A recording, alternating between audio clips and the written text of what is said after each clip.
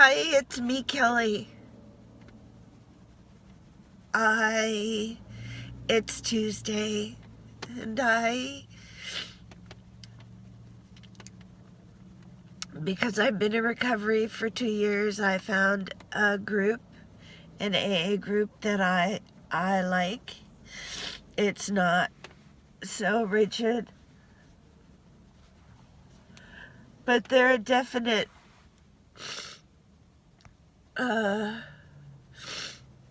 rules and ways to go through the meeting, and I rarely, there's a big, um,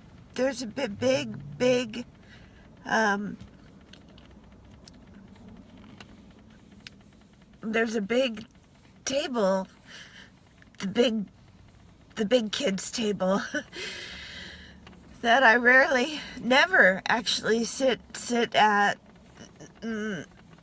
because I need to sit near an exit along a back row.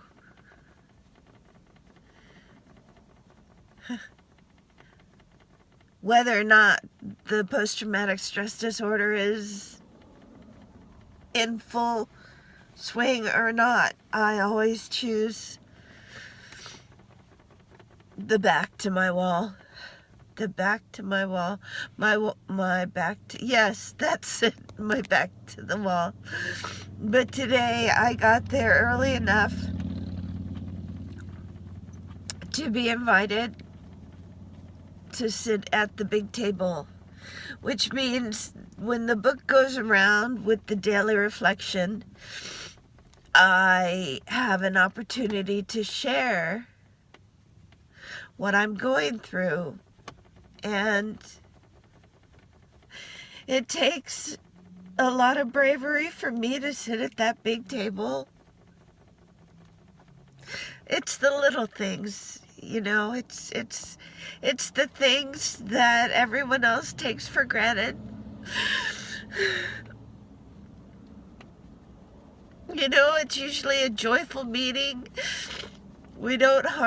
This group does not harp on the bad things. We talk about them, but we don't harp on them. We move forward. And the book went around, and I was gearing myself up, because even though I'm in the throes of the symptoms into the episode where my body's bouncing and I'm having trouble talking and breathing and swallowing, I very much was gearing up my bravery to share how doubly difficult it is to be in recovery at the same time when you're in a PTSD episode. Because, drinking alcohol and smoking pot is a recreational thing, I guess, but for me, it was always to handle the PTSD and the book finally came to my hands, and I was taking a big swallow because I really wanted to share and receive support today that I needed when the new secretary of the meeting shouted out, "Does anybody else really want to share?" And another woman said, "I'll share." And so all of a sudden, all that bravery I built up was for naught. I mean, it was just taken away from me.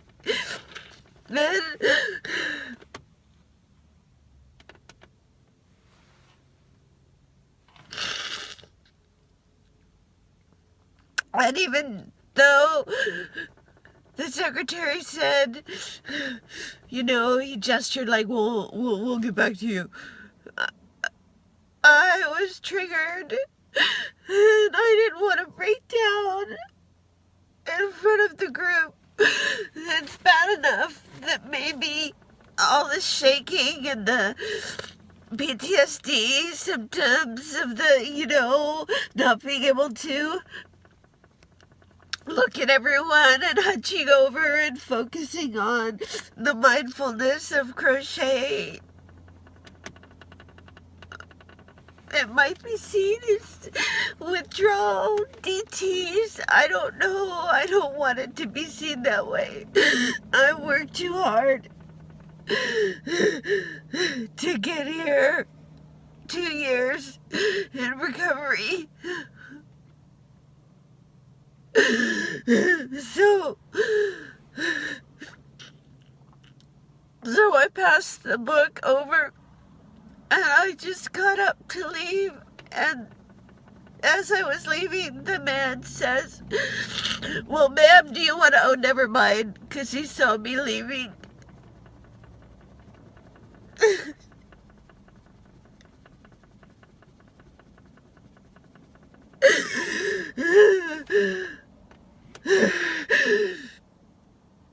And it hurt, because I really needed them today. And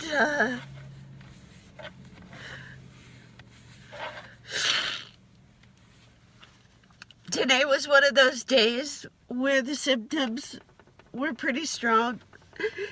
And one of the things I do, because I want very much to continue coming to this group. They're amazing. They're upbeat. They're so wise. There's so much recovery there and tips. And even though and I was so proud of myself, I got there on time. It took a lot. And as I drove, with my hands clenched around the wheel,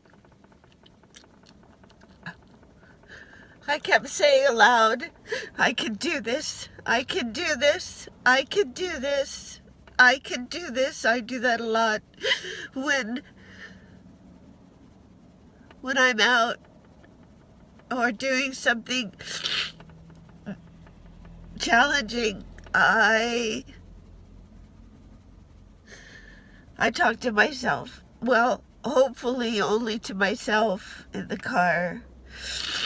But it's often, "I can do it. I can do this. I can do this. I can do this," as I'm going to do it.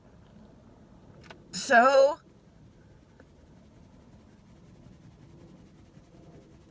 this is probably a little thing that a lot of people take for granted. And it's a big thing for people like me.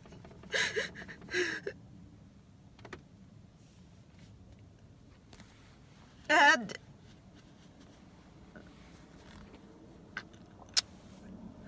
since I'm sharing all emotions with you, since I'm exposing this, I want to cuss so bad, this freaking disorder,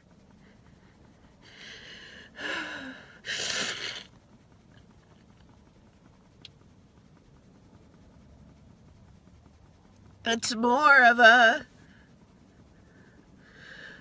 "There's something wrong with me" thing that goes off in your head.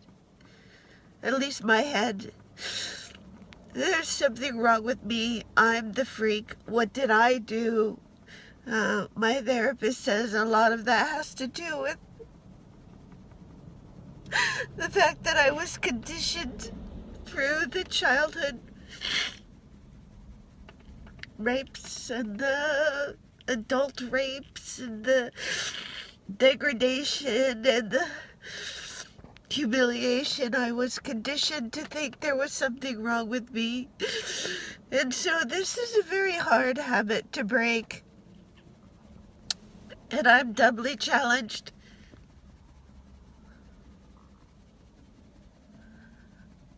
With PTSD and recovery.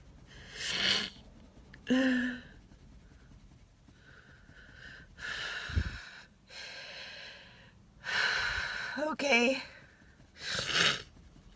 I had pulled over, of course. No way was I gonna drive this upset.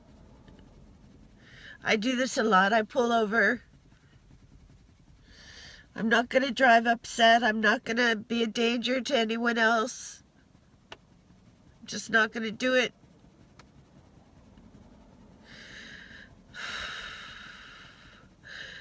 So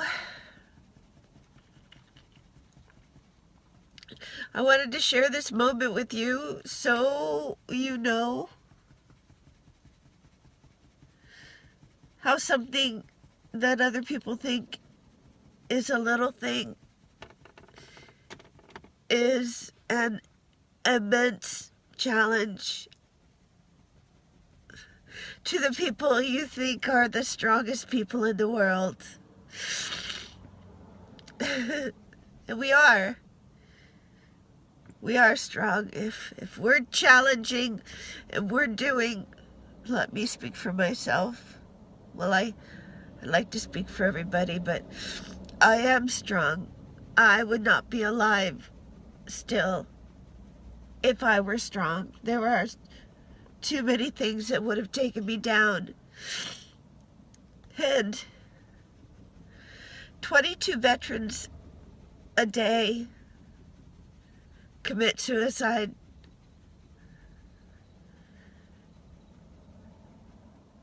Because of this disorder. And I'd like that number to go away. And that's why I'm doing this. So you're not alone. Although you may feel it, please know you're not alone. I know there are people who love me, and I bank on that. They might not be right next to me, but they are sending me their love and supporting me as much as they can. And I know that, and that keeps me moving forward. So I'm going to sign out now. I have things to do today and I have to compose myself. So I'll catch you, hopefully, with a smile on my face the next time. I love you. Thank you for being